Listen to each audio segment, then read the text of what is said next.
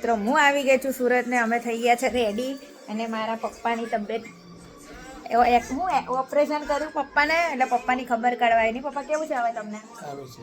હવે મારા પપ્પાને સારું છે. કાલે હોસ્પિટલ જવાનું છે નહીં બતાવવા? કાલે હોસ્પિટલ જવાનું છે બતાવવા. ટાંકા તોડાવવાના એવું? કેટલા ટાંકા?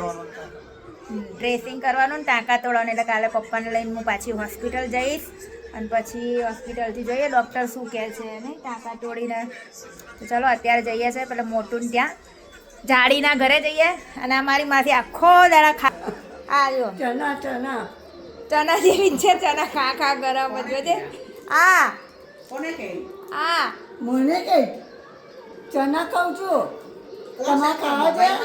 મોબાઈલમાં કોઈ નહીં, તો? વિડીયો બનાવું. વિડીયો બનાવ.